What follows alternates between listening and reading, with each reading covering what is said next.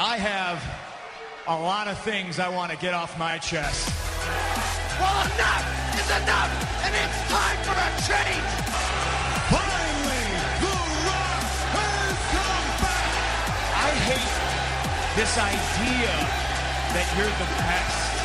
And if you're not down with that, we got too much for ya! I'm the best in the world. I fight at WrestleMania for the very, very small percentage of people that walk this planet and say I am proud to be, I'm sorry, a professional wrestler. Oops, I'm breaking the fourth wall. It's Podcast of the Immortals with your hosts, Matt Bush and Jimmy Bellamy.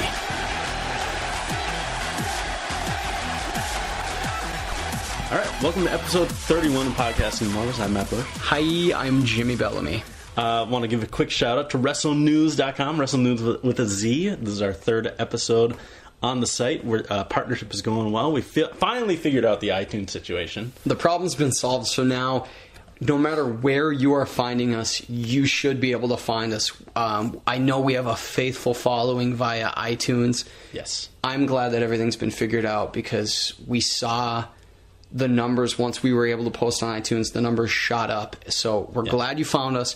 And for the last week plus, if you've been like, what in the hell? What the deuce? Yeah, one, we're sorry. And two, thank you for sticking with us. Yeah. And, if you're here, tell a friend, let them know, hey, there's this site about wrestling or this podcast about wrestling. They're on this site, WrestleNews.com. They're super good looking. Very attractive. Two good-looking men. Toned muscles. Not just big, but just really toned. Ripped, I would say. Yeah, I mean, defined is a word I get. People are like, look at that guy, he's defined. I get defined and lean. Lean.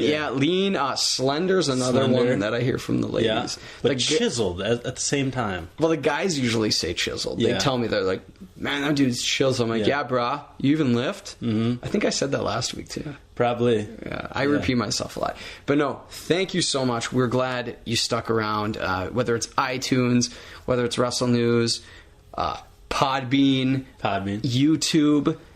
Wherever you're hearing this, we are so glad you're here because we were just talking before we hit record. We are having a blast. This has been so much fun. So shredded. Sure, you're still jacked. Yes, I'm a synonym kind of guy. Not to be confused with the Jack's Pacific figures that used to be WWE or Doritos Jack, which was the sponsor of SummerSlam. And if they ever want to sponsor maybe a WWE podcast, that'd be awesome. And I had, as you know, I purchased a bag of WWE. No, not Doritos. That'd be kick-ass if I WWE Doritos. I got some WWE cereal. Yeah. No, some Doritos Jacked, ranch dipped hot wings flavor, and they're phenomenal. I remember the first time I had them, I was like, I should have just gone with my Ruffles Ultimate that I usually get, my go-tos. But then 4 hours later, I was craving them, and I had them with my dinner, and they were delicious. Oh, my God. I didn't try any. I forgot that we had them. I'd made a mental note to try them, and then I forgot the mental note because SummerSlam was so good. It was awesome. Phenomenal. And the regular Doritos were pretty good as well. I did tonight. I had the Chipotle barbecue Doritos Jacked. Yeah. My softball team had a cookout after the game, which we got smoked in. Our season's over, but we suck. That's okay. The Chipotle barbecue, not as good. Ranch dipped hot wings flavor, better. Primo. How's the aftertaste though? Anytime there's like a specialty chip, it's good. Actually, the aftertaste is rewarding, and that's kind of why I didn't like the Chipotle. It had a dusty taste to it. But the ranch dipped hot wings, awesome. Enough about chips. I mean, Pringles. What is it right now? It's 9:43 Central Time in the PM. And Central Daylight Time, CDT, baby. Which is also the temperature outside, 943 degrees. Oh, my God. Today broke a record for hottest Hottest August 20th in our city of all time. So got up to what, 97? Did it get up to 97? Something like that. Really? 94. I thought 91, but 91? I could be wrong. I could be wrong. It depends on where you were. Well, it felt like 110. Yeah, unreal. The humidity was rough. Just to give you guys an idea, and who knows, if you're listening in like Laredo, Texas, or if you're in Palm Springs, Florida, you're like, yeah, what are you talking about? But right now, currently, at this very moment, outside of my house, it's 81 degrees. And it's northern Minnesota, yeah. So we're not quite accumulated to this weather. Accumulated or accustomed? Accustomed is the word I meant. We also aren't accumulated because it's not building up. I think I might... And also, I gotta. My water is sweating right Matt, your shirt is awesome. I gotta take a picture of this. Sure. We've got the Darth Vader tee. Darth Vader with like a flannel, like a Mick Foley red and black flannel theme. Oh, yeah. And we'll put that on our Twitter handle at Immortals PCast. And actually, this was the shirt I was wearing when I met Sheamus and Ryback. Oh, I can't believe they didn't take it from you. I know. Especially, he's a bully, you know? Yeah, he probably would have just taken it right off you. Like, that's a nice sweatshirt. It would have gone perfect with his Ryback Rules vest. Same colors. It would have, yeah. We have a ton of shit. We got a lot to cover. We are. We've lollygagged enough. It's been 5 minutes. Obviously, we have to talk about Raw, the Raw after SummerSlam, an awesome SummerSlam, which we talked about ad nauseum on Sunday night. And if you haven't checked that out, episode 30. Check it out. We had a reaction. A lot of fun, and it was. I mean, just hear it and enjoy. But first, we need to talk about some Wrestle News with a Z. Yes. But no, we do have some news that we want to cover. Is it a capital Z or a lowercase Z? It's a lowercase Z. All right, fine. Lowercase it is. And I need to bring up my notes here. All right. Some news about WrestleMania 31 and possible sites for WrestleMania 31. Okay. I was hoping for Superior, Wisconsin? Not quite. Okay. Santa Clara, California, home of the San Francisco 49ers, including their brand new stadium. And can you tell me what Santa Clara's college nickname is? The 49ers. No. What is the Banana Slugs. What, really? Santa Clara Banana Slugs. Wow. Pretty sure. I'm going to look that up. Yeah, let's look it up. So I read today, Santa Clara. Their new stadium, correct? Their new stadium. Is that going to be ready by next year? Apparently they're bidding on it for 2014. Really? No. Well, it'd be 2015, wouldn't it be? 30, you're right. 31 is 2015. I'm a moron. Yeah, Santa Clara. UC Santa Clara Banana Slugs. Look at that. That's a memory. Yeah. Well, they are in the running and apparently are finalists along with Philadelphia. And now, hold on. Santa Clara's outdoor stadium. Philly Lincoln Financial Field is an outdoor field. Holy cow! But apparently, after MetLife Stadium went on a hitch, although it did rain a little bit and it was pretty chilly. Yeah, but you still enjoyed yourself, right? Yeah. I mean, because the thing is, too, people are going to come prepared. Yeah. For the elements. It's not like you can get there. What? There's no roof on this place? Yeah. What the deuce? This is bullshit. What the deuce? The thing is, too, for those of you who don't know, our beloved Minnesota Vikings football squad is getting a new stadium, and the talk from the time that they discussed development was that they would be able to get events like a WrestleMania. And if that's the case, Matt and I are going to have a week's worth of podcasts from there. Oh, God, yeah. And whether it be 2016, 2017, 2018, whatever. It's a ways away, but we'll be there. We'll be there with bells on. Yeah, you can count on us. You'll be able to find us because we'll be the idiots wearing bells. Yeah, well, my name is Bellamy, so I wear bells all the time anyway. Wrestle News number 2. For those of you who watched SummerSlam and Monday Night Raw, you might have noticed that Alberto Del Rio looked a little puffy, a little beaten up, I would say. And that was because he was beaten up. And I have to say, from the post-SummerSlam episode, we mentioned that, I think it was from when he took a kill switch from Christian on Tuesday's SmackDown taping. Not the case. Matt? Wrong. Saturday night, the night before SummerSlam, Alberto Del Rio apparently got into a shouting match with someone at a local pub. And this guy got into his face and the punches were thrown. The guy who's fighting against Alberto Del Rio had some friends there who also joined in on the attack. Drew McIntyre jumped in and tried to help Del Rio, and he actually got a few. He ended up with a couple knots on his head from the altercation as well. So yeah, Alberto Del Rio got his butt whooped a little bit. As a journalist, I'm glad this was cleared up, and I know some of the reports are sketchy, like a lot of wrestling reports can be, because it's not covered by mainstream news. And in this case, police were not involved. So this is why it's a little murky. Yeah. But the initial reports were that he was in a backstage brawl against Drew McIntyre. Drew McIntyre, which also known as Drew Galloway in real life. Not that that's relevant, but I felt I needed to say it since they fought regular people on the street. So when we got the second report that it had indeed been with, Joe Bag of Donuts and random people, and that Drew was actually Steve Johnson. Yeah, and Steve Johnson. And I'm sure a guy named Mike was there probably. Yeah, Mike Johnson. But Drew helped him, and that made a little more sense. Yeah. Because I saw a photo of Drew after SummerSlam. The night of SummerSlam, he went out to eat. Yeah, I saw and he that looked too. fine. Yeah. Facially, he looked fine. Yeah. So it would make sense that he did get something maybe on the side where his hair was, because the initial report was that both of them were visibly affected by it when it was initially reported as a backstage brawl. All I can imagine, the guys they were in a fight with must have been pretty legit, or just overwhelming them like the Shield with numbers, because Del Rio's a former MMA fighter, like a legit MMA fighter. Drew McIntyre is no little guy, to take those two on and leave them looking like an old pumpkin. You don't know what happened. It could have been maybe they got a sucker punch or two in.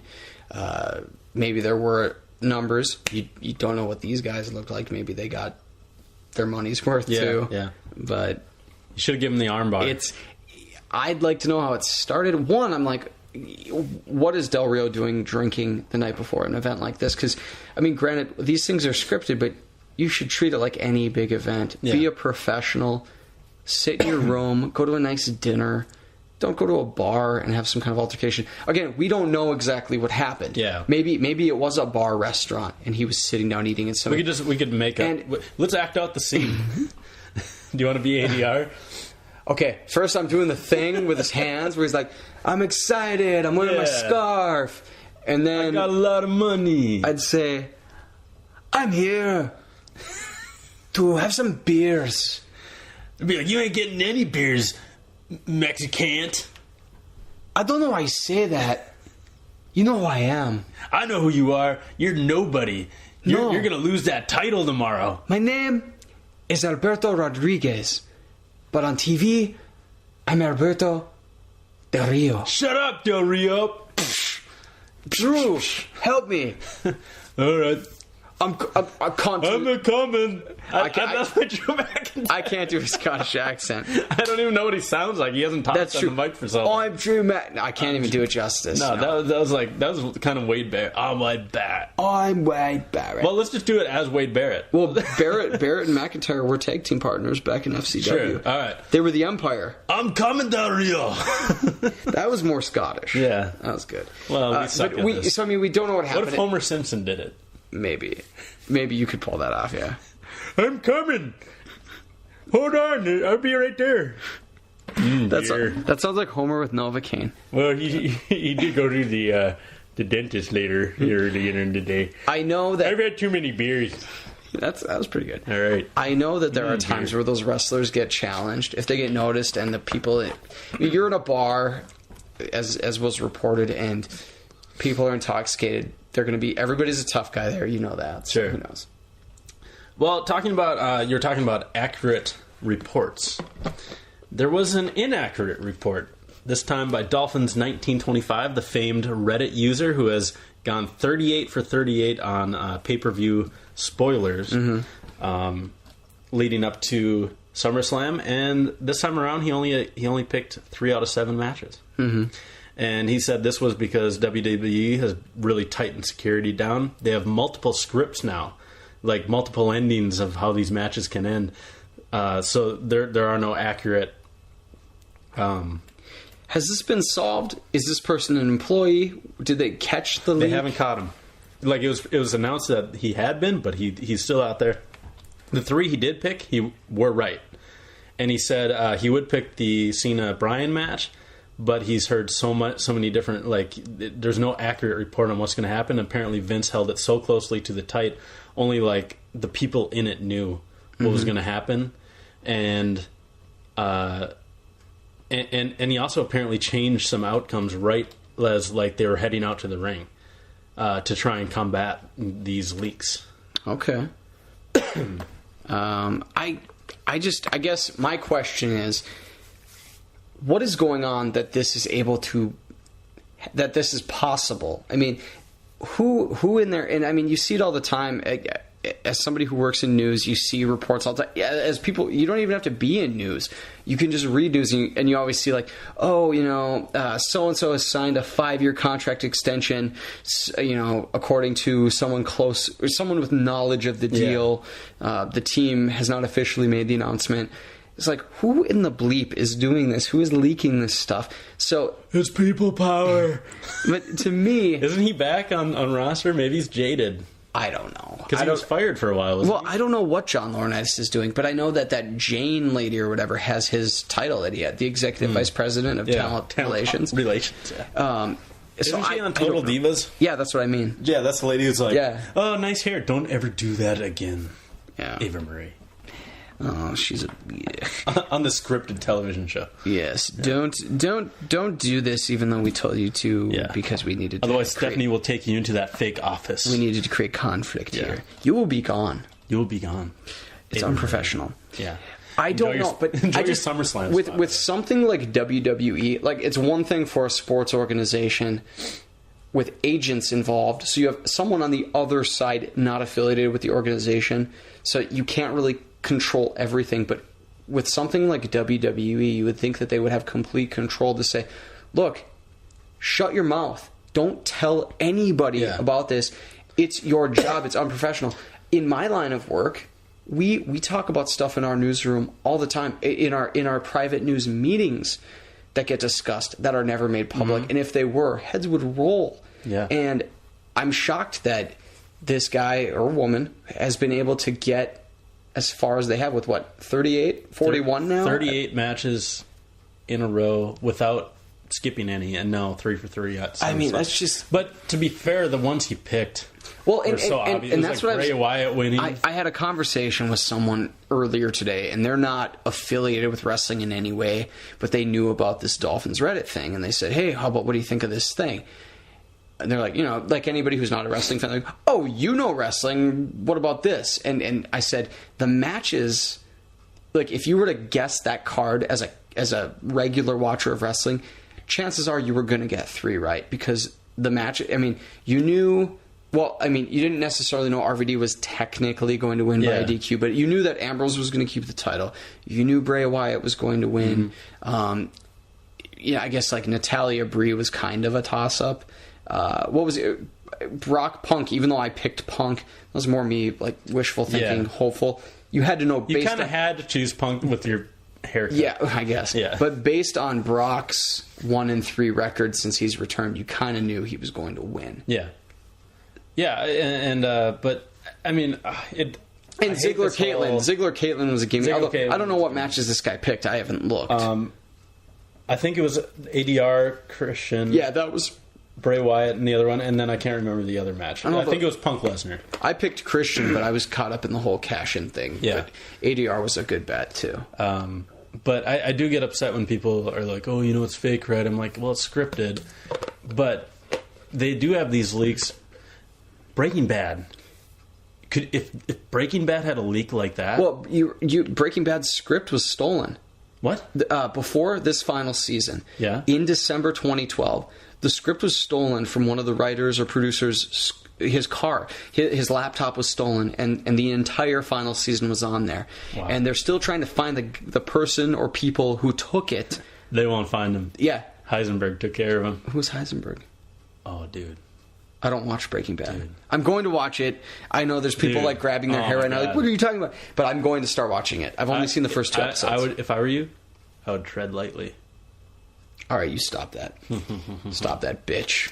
I'm just gonna call you a bitch. Yo, bitch. Okay, so Science, yo. So I believe made some tweaks to the keep calling bitch. I think they made some tweaks to the final season because of this theft. And I can't believe you didn't hear that. No, I didn't. Well, I'll send you the story after this. I avoid spoilers. Like, well, it's not a spoiler. No. I mean, like, I do not go looking for, like... This was a mainstream news story. Yeah. I don't go looking for Breaking Bad news, basically. And this happened in New Mexico, where they shoot. Wow. So I'm just saying that WWE should maybe tighten up its security, find some new employees. I don't know what, but... Well, yeah, but that's what I'm saying. Like, if a big show like that had their innings, it's never going to happen. Big Show wasn't even on the pay-per-view. Oh, God. I'm kidding. Wasn't he? Yeah, he was. He was. He wasn't in a match. Yeah. I mean, he was there, but he wasn't in a match. But anyways, speaking of big announcements... Yes. And Big Show. Yes. We got some... We had... On SummerSlam weekend at Axis, they announced the 30 years of WrestleMania characters for WWE 2K14.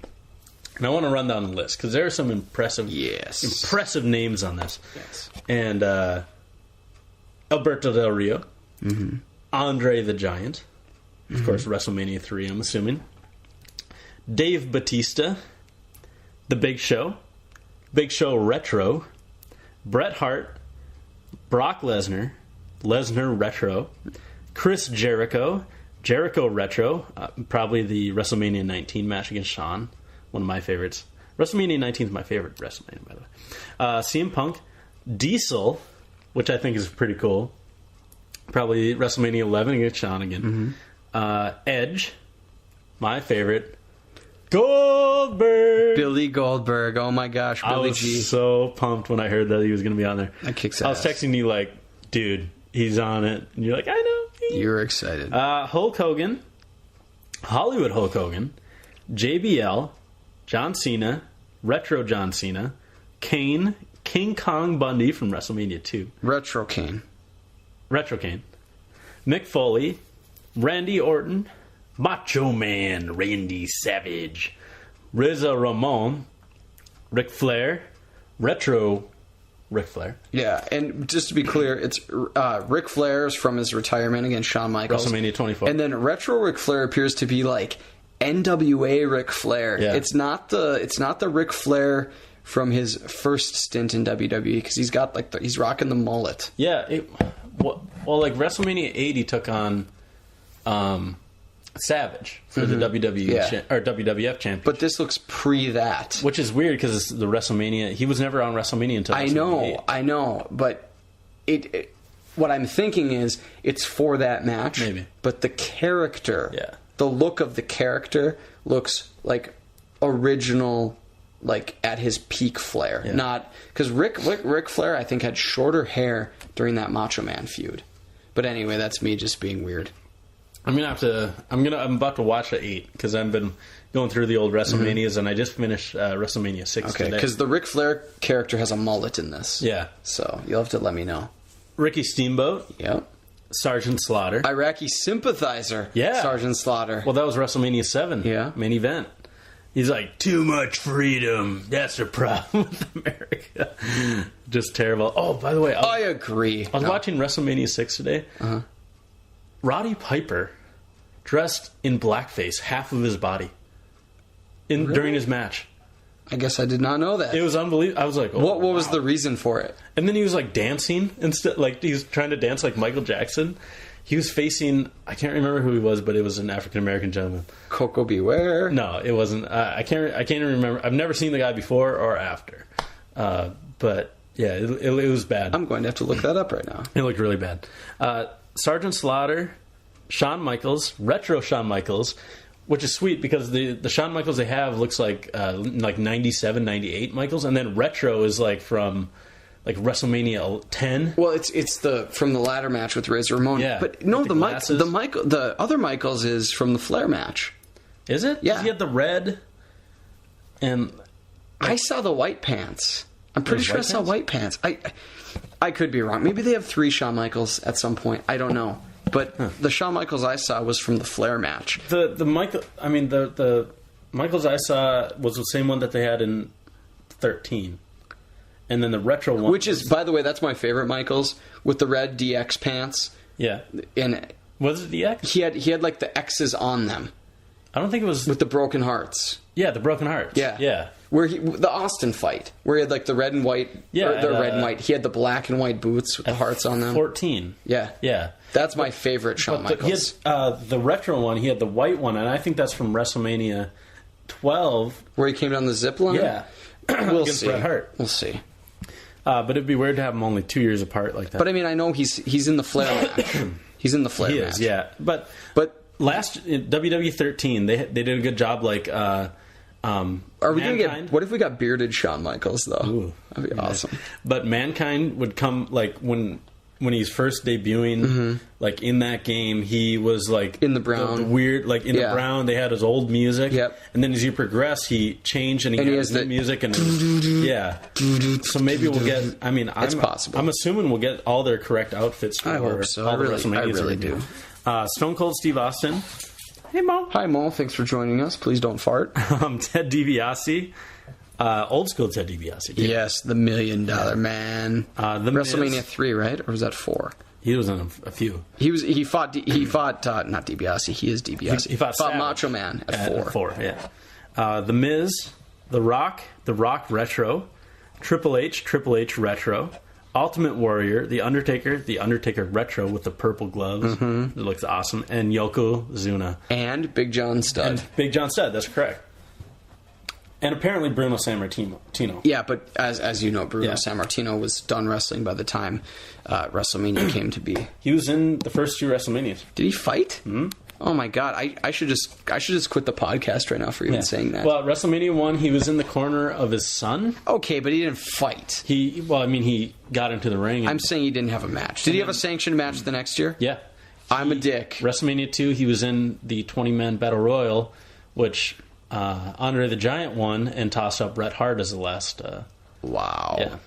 Wow, I'm a failure. That's all right. I'm sorry, guys. I let you down. You still know names that I've never heard of, and I just kind of nod along, so it's all good. So yeah, pretty impressive roster. I think it's one of the best rosters they've ever put together, and we don't even know it all yet. I'm super pumped for this game. I know that there will be things that aren't quite to my liking already when I saw the demo. One thing that kind of upsets me is I wish the match, and this sounds so geeky and so nitpicky, but I wish that as soon as a match ended, there was no pause, that the guy went into his celebration and the music started, but you have to have that load time for everything. Yeah. I want them to get rid of that load time. If they could just figure out a way to do that and make it seamless, I would be happy. Yeah, Corey Ledesma. 1, 2, 3 pin, freeze. All right, now play music and cutscene. I don't like that. Yeah. It bothers me. Maybe they'll figure it out. Who knows? You know that WWE listens to us. I hope so. Yeah. I love you, WWE. Sometimes. So that's it for Wrestle News. We're going to get into the post-SummerSlam Raw now. Start off with a huge announcement from John Cena. And comes out, announces that he will be leaving for 4 to 6 months due to a torn triceps. Royal Rumble. And I actually wrote this down. And to thunderous applause, I said he was. And now he's my official favorite to win the Royal Rumble. What about Sheamus? I mean, both guys have won it. They'll be in it, but I don't think they'll win it. So, well, Cena's done this before in 08. Yeah. I mean, he came back early to... No one knew he was coming back. Wins, throws out Triple H, right? That was... Yeah, I think so. Yeah. That was at Madison Square Garden. Yep. So he obviously has precedent to do this. I mean, if he does come back, it's going to be a huge moment. Cody Rhodes will win the Royal Rumble. Mark my words. Put it on the board. August 20th, 2013. Cody Rhodes. Cody Rhodes. Why are you picking Cody? Just because he's the first guy that came into my mind. That's why. All right. So yeah, huge announcement. And it's kind of sad because Cena puts over Daniel Bryan. He wrestled through a torn triceps, serious injury, and they're cheering that he's going to be gone. And that's kind of sad because I've come to grown to appreciate John Cena. Yeah, and samesies. especially in the last month or two. Mm-hmm. And it sucks that he's going to be gone. It really is. We're going to miss something. I saw one guy tweet to him. He said, "Get well soon, so I can root against you." Again, and that was kind of the, it was this guy's way of saying, "Get better, hope you're well, and hope you come back because we like you deep down, but we love rooting against you." So, what a match he was able to put on against Bryan, even with that injury. He's done it so many times before, and we've said it. The way he came back from that neck injury when nobody thought he'd come back as quickly as he did, which I believe was his Rumble appearance. That was from the neck. And there's probably untold injuries that he's suffered that they've never made public. Oh, countless. The guy working the schedule he does, the appearances he makes, and it's phenomenal. And it's hats off to all of these guys. And I don't like when people are like, one thing I don't like about wrestling is when they accuse you of being a mark. It's like, can't you just be a fan who appreciates some of these people and their efforts? Do you really need to be insulted by being called a mark? What the fuck's a mark anyway? It's a person's name. But John Cena, I'm not a John Cena mark or whatever you want to call it, but I appreciate the crap that these people put themselves through. I mean, they're away from home all the time. They live a nomadic life, and they really they're answering to physical demands that are kind of unrealistic. If you really think about it, what the human body should go through, they're going even beyond now, that. when they've kind of gotten a lot better about it, but back. You look at the Sin Cara match on Monday, where that match ended because he got hurt. Yeah, but back in the day, damn right, somebody would have fought through that. He would have fought the next day and the next day and the next day. So they've gotten a lot better about it, and but we'll see. I mean, it's we know Sin Cara is not Brett Favre. That's what it's not Brett Favre under that mask. and I have some news about that as well. Okay. When I watched that, I thought it was a work. Mm-hmm. It's not a work. I didn't think it was at all, because it was. If it was a work, it was so badly done. It's like, well, this doesn't make any sense. Del Rio did his best to make it look like a work, though. He really did. I mean, he got the innocent stomps in there. He tried to go after him, so he did make it look all right. Yeah. But Cena will be gone. We'll miss you. Goodbye, John Cena. I'll say this. It will be nice when he comes back. He might get that little pop from people who wouldn't normally cheer for him. But this is a great chance for other people to step up. Yeah. Speaking of people stepping up, Daniel Bryan comes in after John Cena even puts him over again, saying, I don't want this to be an excuse. I want you to know that Daniel Bryan beat me. I was beaten by the better man. Yeah, he was a better man that night, and he beat me, and he deserved it, and it wasn't because of my horse elbow or whatever. So Daniel Bryan comes out. He's met by Stephanie McMahon in the ring. Steph says she's sorry, but she sticks up for Triple H's decision because he was doing what is best for business.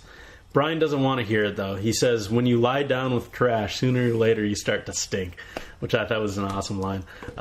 Steph says he needs to manage his expectations because not everyone is WWE champion material. She calls Daniel Bryan a solid B+, but not quite an A. Mm-hmm. Bryan doesn't care what she has to say, though, and he says that he can be WWE champion. He knocks the mic out of her hand, and Steph calls for security, and Bryan is escorted out of the building. A couple things here. One, I thought that this would have been prolonged, and that Steph would have been on Bryan's side for a bit. I didn't realize that the McMahons and Triple H would be in unison from the beginning. Yeah. I thought that they would tease it for a bit, and that Stephanie would disagree with them. And the other thing was that Bryan went so easily with security. I thought that he would put up a fight. Oh, yeah. If Stone Cold... a few stunners would someone said, there'd be stunners, and then he would have been fighting them in handcuffs like he famously did when we see those clips. That was one thing that surprised me a bit, but now that I know they're going that route, the rest of the night as it happened doesn't surprise me. Yeah. I thought Stephanie was really on point during that promo. I thought she was great all night, actually. Her B+ line was maybe the best thing I heard all night. So, solid start to Raw. Our first match was Damian Sandow versus Cody Rhodes.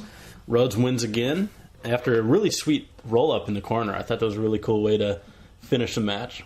It caught me by surprise. I expected a finish with a move, with a finishing move. So for him to get this other win, and again, they're touting him as a World Heavyweight Championship contender. So it's really happening.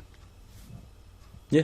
I thought you would elaborate on that, but I know that after the win in SummerSlam, they did mention that. But now this clearly positions him as, okay, he's going to fight for the title. It's not going to necessarily wait for a Sandow cash-in. He could be Del Rio's what would competition. Be an amazing storyline if Cody Rhodes ends up getting the shot at the championship, beats Del Rio or Christian or Ziggler or whoever has it at the moment, and immediately gets cashed in by Damian Sandow, who wins and takes the belt right back from him. I think that would be a really, really cool way to go about it. It would be, and it would be on par with how Money in the Bank ended up, that it was within Cody's grasp. It was right he had it, and then it was taken away from him.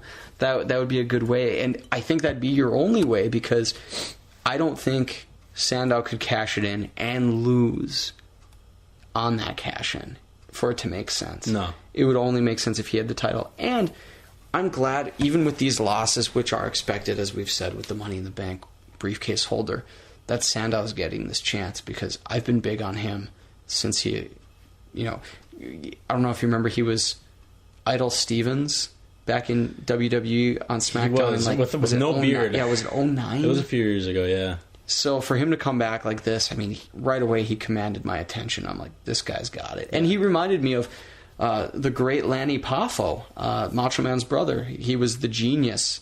Oh, yeah, the Genius. I just saw the Genius in WrestleMania 6. Yeah, he was also known as Leaping Lanny Poffo at one time. But the Genius character and Damian Sandow are so similar, and they were both brilliant. The Genius, one of the most underrated WWE performers and characters of all time, I think. I mean, you look back, this guy was a master heel and a terrific wrestler. So he was out there in his academia robe. Yeah, his valedictorian garb. That was great. I really like how the feud is going. Sandow's going to have to win eventually. At least a match to be legit. But Rhodes is looking good. I wouldn't be surprised if we got a return match at Night of Champions between them, where maybe they put the briefcase on the line even.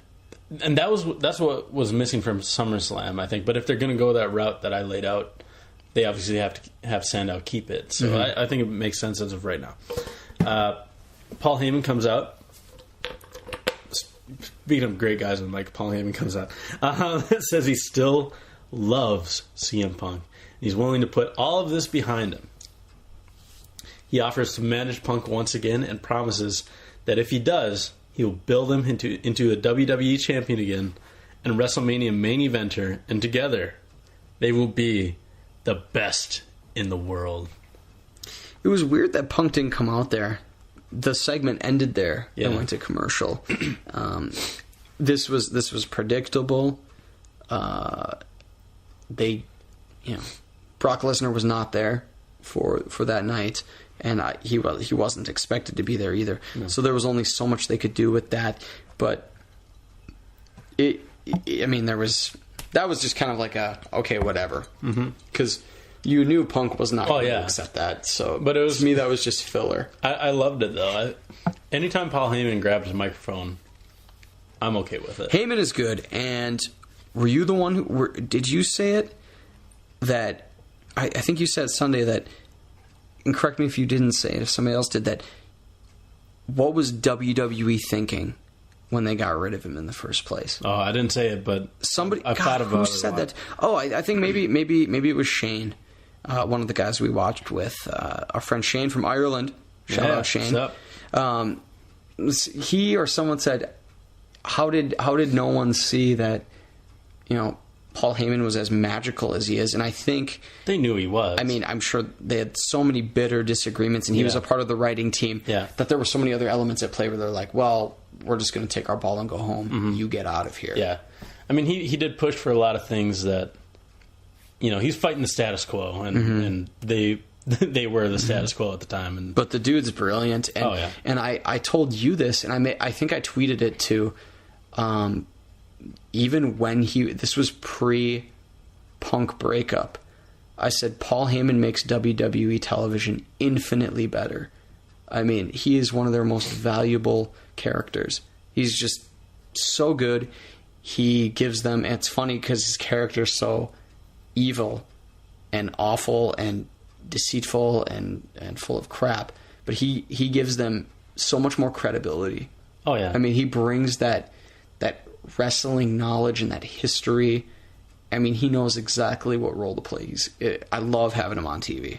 It's one. Yes, it is a moment. That pasta for Goya. So good. The gabagool. I'm gonna win. Our next match pitted the Funkadactyls versus AJ and Layla, and this was terrible. Yeah. And Layla cannot act. The only thing worse than this match was Layla's hair extensions. The only thing worse was a fart from Mo, the pug. Yeah. You know what? I would have taken a Mo fart over this match. Yeah. I'm insatiable. I need to be loved. Sometimes I just need to sing a diva song. That's all. All right, that's fine. But no, Add it up. I just I don't know what to say. I mean, it was just a all right, fine. Cameron gets the pin. Cameron got the pin on Layla and ball game. So Layla jumps up like oh my god, I can't believe it. And then she kept going with it though. And the Bellas said to the Funkadactyls, "You're representing total divas." Yeah. So it was like after a Mario Kart race, and they would jump out and they do the one move that they got built in. That looked like what Layla was doing. She was like, yeah. I wish we had video right there because that was really animated. I could Vine it if you want to do it again. Nope. Okay, Ziggler took on the Shield in a 3-on-1 handicap match set by our favorite man, Brad Maddox. The Brad Maddox. This, I just have to say, you finish. What were you going to say? Well, Ziggler did an amazing job fighting off the three, I thought.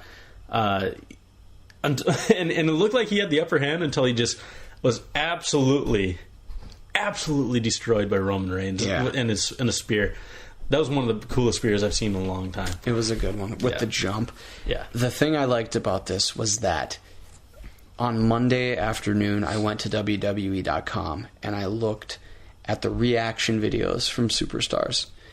And they had Ziggler, Big Show, Brad Maddox, some others that escaped my memory. But when I saw the Ziggler one, and they quoted him on Raw, where they said, I was wondering when he inserted himself in the match as referee, I wondered what was up. I'm paraphrasing, of course. And then he said, I haven't trusted him from the beginning since I worked here, since I started working here. And I thought, when I watched that video, I hope this isn't just a throwaway bit. They need to incorporate this into a storyline. So when Maddox came out and said that, I knew right away. I was like, this is genius, one, that WWE is using something exclusively from its website to develop into this branch of a storyline that, I mean, it's their main storyline, and to me, right now, this is the beginning. This is the seed. The seed was planted a few weeks back, but, I mean, with SummerSlam and with Raw, it's now come to fruition that this is a corporation. And now WWE's... No chance! WWE's website today, the poll said, who is the better corporate champion, The Rock or Randy Orton? So they're already kind of calling the corporate, of course. Yeah. Well, it's too early to even say. Even if it is Randy Orton, it's too early to say. But I knew right after that, then I was like, Big Show's going to be involved in the match too, because he had some comments saying it was garbage. He didn't like it, and that he had this ironclad contract. So if he has to knock out Hunter or Orton or anybody, it doesn't matter. He'll do it. I love that they still have that ironclad contract thing. And that was the other thing. It was a long time nice ago. Little tip of the cap that's like they're not forgetting. So for them to play all these elements or use all these elements, it's just well done. Yeah. And to see these, and it happened in that corporation feud initially, where you'll have people who aren't directly involved in a feud with the corporation, but at some point they will get screwed over or they will be brought into it. It was good to see. I love it. I'm excited about that whole angle. But Seth Rollins looked like he really hurt his knee. Because, I mean, it might have been just an awesome sell job for the whole night, but it looked bad. I thought he did, and as soon as they did the suplex over, okay, Ziggler, he blocked it.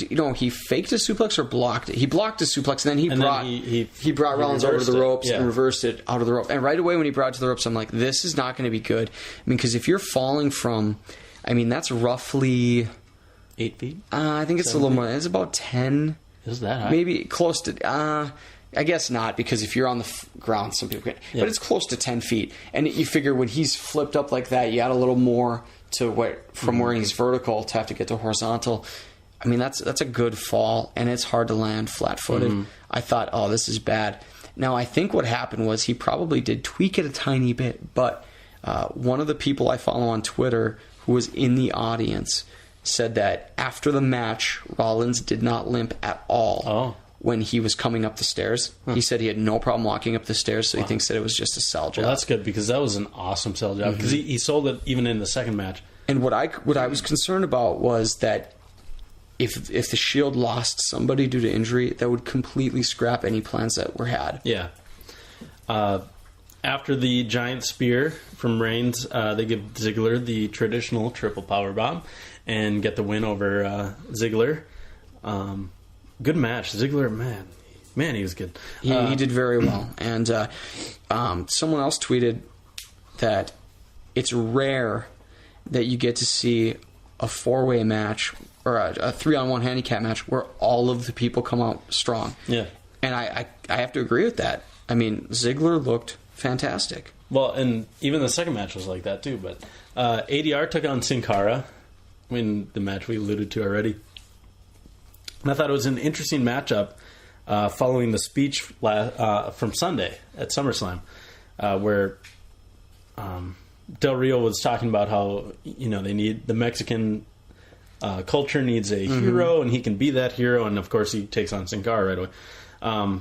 Sin Cara does the Superman of Doom or whatever it's called, flies out and dislocates his finger, and legit injury. They called the match. They give the real X there, and that was it. But afterwards, Ricardo Rodriguez makes his return and says Del Rio's not a hero to anyone, especially the Latino community, and he confesses he isn't with ADR anymore, or he is happy that he isn't with ADR anymore, and he's proud to represent someone new. Rob, is it Rob or Rod? I always mess it up. Really? Rob? Rob? Are you kidding right now? No. I always mess it up. Because I just call him RVD usually. Is it Rob? No one's name is Rod. Rod? No, yeah, there is. I know some Rods. No, you're dreaming. Rodney. It's Rodney Van Dam, isn't it? Rob Van Dam. It's Rob. RVD. You really? Seriously? Okay, one, I said Bruno Sammartino didn't appear in WrestleMania. Wrong. And now you are saying that his name is Rod Van Dam. It's Rodney. It's Rob. No. R-O-B. I'm pretty sure it's Rodney. Wow. Dude. Rodney Van Winkle. You are... And Rob Van Winkle is Vanilla Ice. It's Rob, R-O-B, B as in Bocephus. Come on. Well, I should. You really thought he was Rod Van Dam? No, I just couldn't remember which one Rob. it was. Okay. Rob Van Dam. He has a very Polish last name, but his real name is Rob. Okay. Yeah. His real name's Rob, too. I'm going to forget that immediately. Really? Just so we can have that bit going on. Okay, all right. I'll call him Rod. Yeah. I'm going to call him Rod from now on. Just like I say, Rocket Rod. It's a shameful thing. Lobster head. There's too many limes. Too many limes. Okay, so RVD comes out. Yes. Oh, so yeah. Okay, well, I didn't know where Ricardo was going at first. I thought maybe Christian, because he's feuding with ADR naturally. But I think this tells you right now, RVD's our World Heavyweight Championship contender now. Yep. And immediately I got excited thinking this is perfect, because when RVD Rob Van Dam, was in ECW. He had a guy named Bill Alfonso. Do you remember Bill Alfonso at all? No. Bill Alfonso was this scrawny-looking dude who, I don't know the backstory. I think he was probably just a regular dude. You could Wikipedia him if you want. And he wore this ball cap, and he had a whistle. And he was Rob Van Dam's manager. You mean Rod? Yeah, Rod. And he would come to the ring with this whistle, and he'd cheer for Van Dam. And on Friday's episode of SmackDown, when RVD was fighting...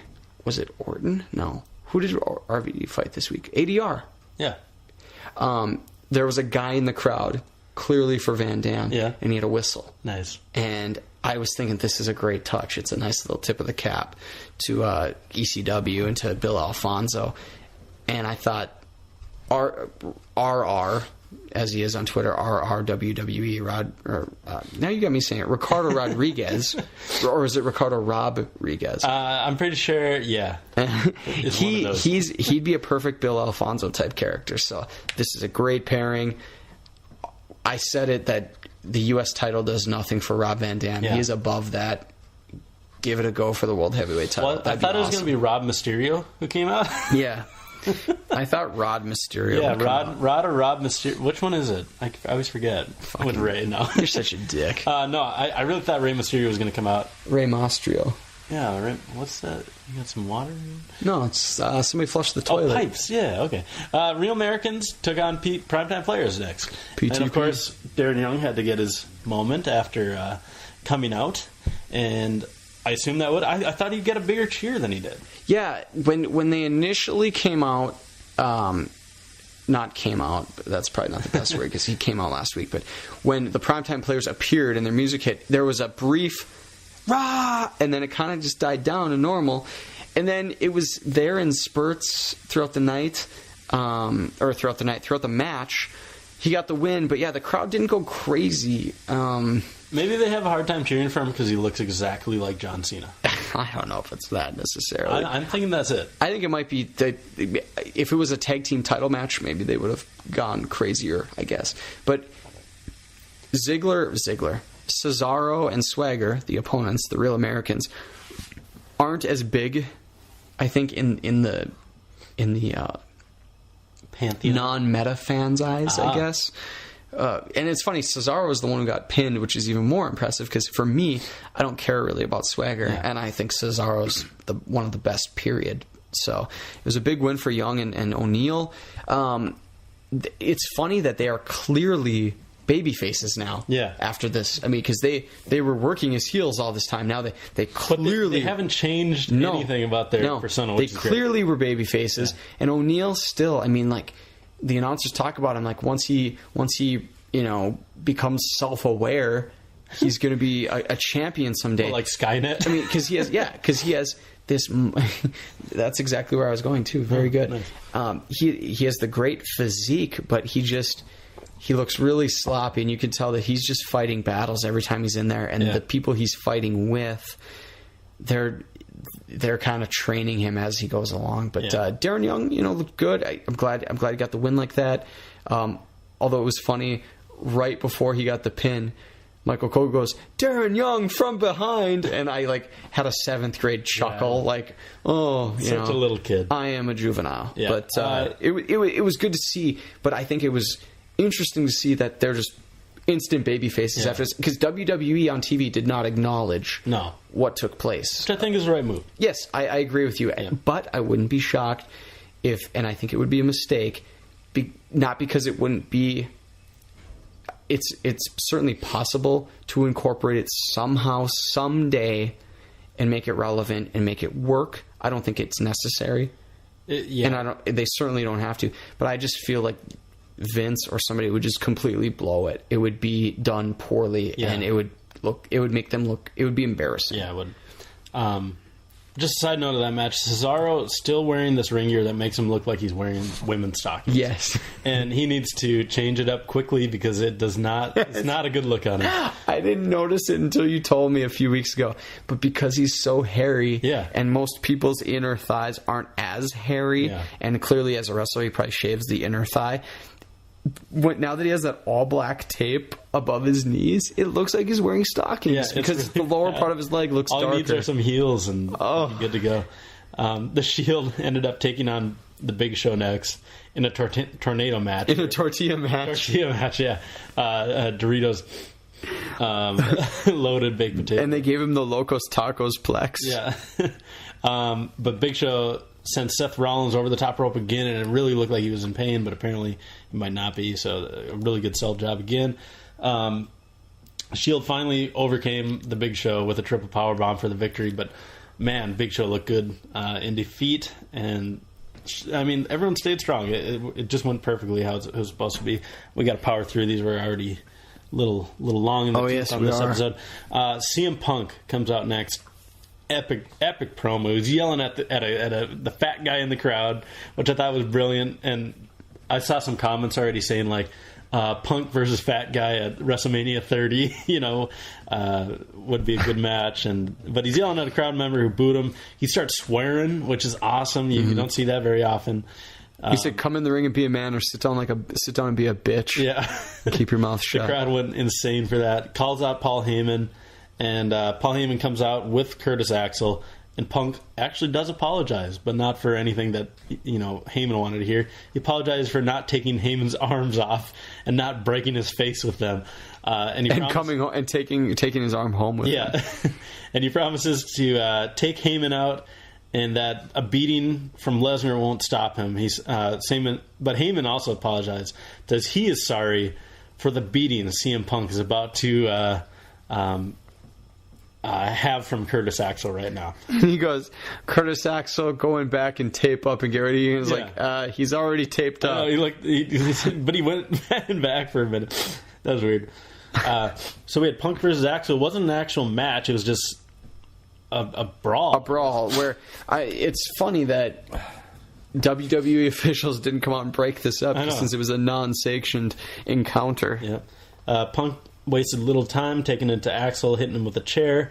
Axel ends up getting the upper hand, though, and methodically takes Punk out with the chair as well. But Punk wills himself back and begins wailing on Axel, and actually hits a GTS on the steps, which was a cool little moment to end the segment. Axel looked good. I think he was positioned to look a little stronger. Not stronger than Punk, but that he came out of it looking strong. Yeah. The only thing is, with the way it ended and Punk completely getting his way, Axel's going to need to come up with some big, legitimate victories to make it worth having the IC title. Yeah. What he needs to do is grow out his hair, get it all curled, chew gum. Yep. Wear a singlet. Nice blonde hair, and wet it down. And, stop just short of doing cocaine in your hotel room. Yeah. Wow. Okay. It's not too soon. That was 10 years ago. Well, still, we love you, Kurt. We do. We love you, Joe Hennig. Yeah. We love you. Is it Joe? Yeah, and actually, I don't know if I've told this story on here, but his grandfather. Did I tell you this? Larry the Axe Hennig. Yeah. Back when he was Pretty Boy Larry Hennig, he ate at a restaurant my dad worked at. I may have told you this in the early stages of the podcast. And my dad said he's never seen a human being with as large a back as Larry Hennig. And he said that he ate, I could be wrong, because it may have been more, but I think he said 4 full meals. And he said he was a really nice guy. My dad knew who he was. He met him. My dad was, I think, in college at the time. And this would have been, I think, in like the late 60s or early 1970s. Wow. So that's a story I've been told since I was a little kid. I remember it, and always liked the Hennigs. So yeah, my bad, Joe. Yeah. Our next match was R-Truth versus Bray Wyatt. Bray wins fairly easily. Although he struggles to get that move off again. Oh, it looked a lot better than when he did it against Kane. I know, but did you see how long they danced around? Yeah. Oh, it was. I felt a little embarrassed. 3MB versus the Usos. The Usos win. We had a "Let's Go Usos 3MB" back and forth chant. Really? Yeah. I didn't hear that. Yeah. I think I kind of fast forwarded through a little bit of that because who cares? I knew the Usos would win. Miz took on Wade Barrett. Miz locks in the figure 4, but Fandango interferes with the leg drop off the top rope. They're going to go forward with that feud that was set up at SummerSlam. I think that could be pretty decent. But what's it for? That's the question I am asking. I mean, it's more of a rhetorical question. Because it needs something to do. Yeah, there's your answer. There you go. And that brings us to our main event, the coronation ceremony of Randy Orton, a heel Randy Orton. Mm-hmm. And I really liked this segment. I thought it was a good way to end Raw. I did too. I have a couple questions, although I did like how everything played out. They had everyone on the stage. The entire, roster. Yeah. Now, do you want to break it down for people? I can. Yeah. I wrote quite a few notes on it. Triple H makes his way to the ring. Vince and Steph are already waiting for him. The Shield are the acting security, standing just outside the ring. The crowd just hates Triple H right now. Looks like the McMahons are banding together, and they just bury Daniel Bryan together, talking about how he isn't big enough, how he's a B+ in an A+ world. The entire locker room's on stage, like he said. Triple H says he did it because he wanted to ensure the future of the WWE. He did it for the fans right now, the fans' children, the fans' grandchildren, and for past generations, so that the WWE will be here long from now. Said that it hurt him to do that to Daniel Bryan, but he put his personal feelings aside for what is best for the company. That was a nice touch. Yeah. That they acknowledged the feud with Orton from the past. Yeah, he did. They acknowledged Stephanie's involvement, and that, to me, satisfied everything that needed to happen for this to work. One thing that kind of bothered me was prior to that segment, Brad Maddox in the back told Stephanie, "I've received word from security that Daniel Bryan has re-entered the building." Yeah. And that set up so Triple H said, "Daniel Bryan, we know you're here. Just come on out. Play his music. Make him feel at home. Start chanting yes, yes." I know. And to me, it took away the predictable, he's going to show up in the middle and crash this ceremony. So in that way, it did change it, because I think when he got escorted out by security at the start of the night, everybody thought, well, he's going to crash this ceremony and get his, or give them theirs. So in that way, it was different. It makes sense though, because anything that happens, Triple H is going to know about it. He's the mastermind. Yeah. If Daniel Bryan's not going to be able to sneak in without on a Zamboni. Not being. Yeah. Can you imagine if he had driven like a beer truck or something? God. But Orton came to the ring, shakes hands with Triple H, and actually gives Stephanie a hug. Mm-hmm. So they kibosh, all the WrestleMania 25 feud. Randy Orton, the heel Randy Orton, says he owes all of this to Triple H. He wouldn't be able to be where he is right now without Triple H. And then Triple H does call Daniel Bryan to the ring, like you said. And Bryan arrives just looking like a defeated man. Very sheepish. Yeah, it was not what I was expecting or hoping, really. But he makes his way to the ring, and as he's about to enter the ring, as Triple H goads him on, the Shield jump him. Mm-hmm. The Shield acting as kind of like the big boss man of the new corporation. They've not formally called it that. But Big Boss Man had awesome music, by the way. He also, his original music was great when he wore the actual policeman's outfit back in the 80s. It was like something about doing hard time. Yeah. You're doing hard time. I think a woman sang it too. It was really good. And it's funny because I saw people making comparisons on Twitter all day saying, well, does this mean that the Shield is the big boss man? Does it mean they're the Mean Street Posse? Does it mean they're the Acolytes in Midian? And it's like, no, they're the Shield. In the way, but they would be like Boss Man, Shamrock, and Test kind of, I guess, in a way. But I don't think they're going to mimic that totally. My question is to you right now, do you think they will add members? If you go the three McMahons, counting Triple H as a McMahon, the Shield, and Orton, will they add someone else? Like as a corporation, or the whatever stable this is, whatever it's called. I could see it happening. I think they would have to, because I don't think they can count on Shield to be the only muscle. I know one rumor would was be a nice addition. Let me know. Paul Heyman and Curtis Axel. Okay. One rumor I heard was that Wade Barrett would be, because of him being McMahon's, I guess, barber or whatever he was. that people said Barrett would kind of be that guy to come into the fold. Yeah, that'd be Heyman and Axel I thought of because I don't see them having this mega heel faction and then having this other mega heel and not have them coexist.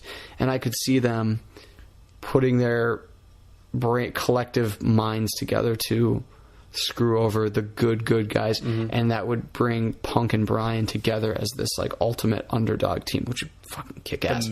So in that case, maybe Brock Lesnar becomes a part of that function. Yeah, I'd love it. And Triple H, and I said it on Sunday. I said we might see some kind of, the word was, I think I used the word alignment, which works, but also allegiance between... Alliance. There you go. Alliance, not allegiance. Alliance between Triple H and Brock. That if Triple H was able to put his feelings toward Orton aside, he'd be able to pay Brock to do his that's bidding. That's a motivating factor, Brock, apparently. So yeah, that would be awesome. It wouldn't be too tough to do or make sense of it. But yeah, so Bryan gets speared right as he's trying to get into the ring. But he does fight back, and he almost gets into the ring. But once he does, he gets an RKO out of nowhere. But I loved this whole segment. Even the camera work made like the entire corporation look big because they shot it from below. They had all of them standing there with the champion and Triple H and Vince and Stephanie. And they just look so much bigger than Daniel Bryan, who was at a level below them. The camera work was perfect. I just loved it. Anyone who's not 7 years old, if you got mad at this segment, that's exactly. Or if you're mad at WWE, you're an idiot. No. They're not an idiot. No. Because we used to get mad at the There's two different mads though. Yeah. There's mad like they want you to be that. Oh my God, I can't wait till these guys get theirs. But then there's mad saying, oh my God, I can't believe they're doing this to Daniel Bryan. Daniel Bryan is the biggest guy in this business, and they're positioning him to be the biggest guy in this business because he is going to have so many walls put in his way, and he's going to knock them down. In this segment, he beat up all 3 Shield members by himself. Yep. And he will, in the end, defeat Triple H. He'll defeat Randy Orton. And he'll make Vince miserable, and it's going to be awesome. Yeah, I mean he is going to be a mega star. He's going to be what Cena is now, it's going to be awesome. People keep likening this angle to Stone Cold, and I think that's wrong because Daniel Bryan's not Stone Cold. If you look at it, he's Mankind. Remember when no one wanted Mankind to win because he didn't look like a champion. All he did was just wrestle really well, and like he could take hits, and like he'd never give up. And Daniel Bryan is that same kind of thing. He's not the traditional. He wasn't The Rock. He wasn't Stone Cold. He was the guy who wasn't supposed to be there, and Daniel Bryan's that guy as well. You're the first person I've heard make that Mankind comparison, and I think that's spot on. Yeah, because of the corporation, everybody kind of thinks of it as Stone Cold being the protagonist, because at one time Mankind was duped into being in the corporation. Yeah, and of course you're not going to do that to Bryan, but not yet. Anyway. This feud it's going to be awesome, and I took exception to one guy I follow on Twitter who normally I agree with most of what he says, but he said at the start of Raw, and it was probably in response to everybody's excitement and the positive tweets, he goes, wow, this shit sandwich tastes a lot better than the other shit sandwiches we were eating. And he says, remember when our shit sandwiches had actual food in them? And I have to disagree with him there because I've read some opinions in the day that followed that people said, well, some of these matches dragged on, much like our podcast, wink, wink. And they could have been shortened, but the wrestling in the last few months has been far better than it's been in a long time. And so have the storyline. Yeah. And also, it's important, no matter what storyline it is, give it time to breathe. Do not expect immediate gratification. The ones that go on and on and on for weeks and months are the best ones. Mm-hmm. And that's what made wrestling great back in the 80s and in the early 90s. These storylines had chances to breathe. Even in the NWO era, they had chances to breathe. But now with social media, everybody wants immediate gratification. Yeah. And that influence negatively impacts what they are actually doing with the storylines and with the writing. So give it time and be patient, because what we're getting now is beautiful. And if it goes through Royal Rumble to WrestleMania, we are in for a great fall and a great winter of WWE television. Yeah, I agree. And ever since, Mania ended, that Mania season, the Raw after Mania kicks off, and I can honestly say this has been probably the best stretch of wrestling programming I've seen since the Attitude Era. Mm-hmm. It's really quality stuff. Storylines are paying off. The characters are getting there. It's believable. It all makes sense, and they're not tossing out Santino to hit someone with a cobra and bury them. Everything is building, and it all makes sense, and I'm loving it. And I love the young guys. I love the old guard. It sucks that Cena's gone, because he's been great. As much as I to chagrin to commend him, but yeah, it's awesome. Much like this podcast. Oh. Yeah. I think that with everybody they have in place, I feel like, I don't know if Triple H needs to be given the credit, or someone on the writing team, or the writing team as a whole. Maybe it's Kevin Eck, former Baltimore Sun sports editor and current WWE creative writer. Terrific follow on Twitter, and great dude from everything I've read. Love his writing and love his take on just wrestling. A solid overall dude. Yeah, so maybe it's him or somebody else in there I just feel like there's someone there who gets what the fans want, and they're actually playing to that, as you say, meta fan.